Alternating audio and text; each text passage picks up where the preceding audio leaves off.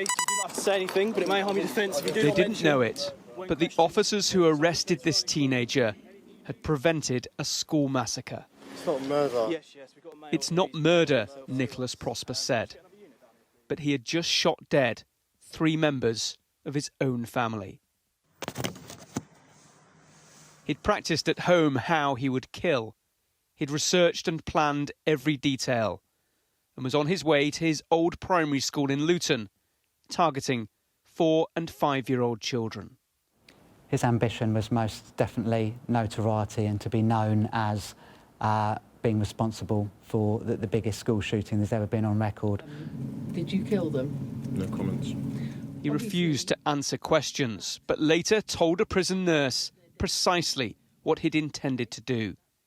He also wrote down his plans and noted, "My effing mother messed it up." He'd planned to shoot his mum, Juliana Falcon, while she slept in the family's 8th floor flat. But she was awake and interrupted him. She saw the shotgun he had in his room.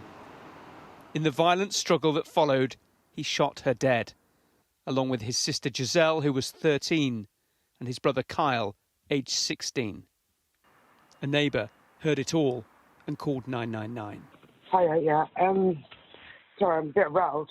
Upstairs, just gone up to knock on the door, sorry. And I had a massive bang, sounded like a gunshot. It disrupted his plan and made him leave the flats 3 hours before the school would open.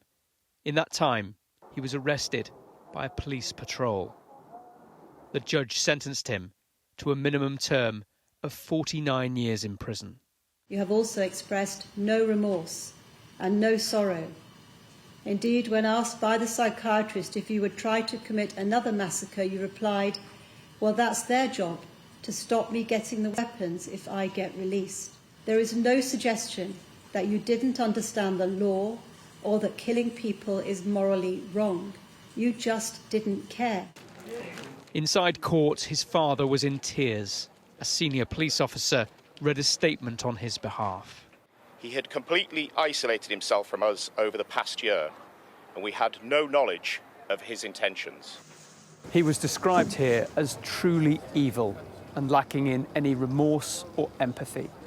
It was his mother's intervention that denied him the notoriety he craved, and he'll be in his late 60s before he's eligible for parole.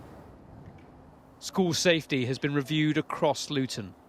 Downing Street described it as an appalling case that will prompt a review of how young people can so easily become fixated with extreme violence online. Tom Parmenter, Sky News, Luton.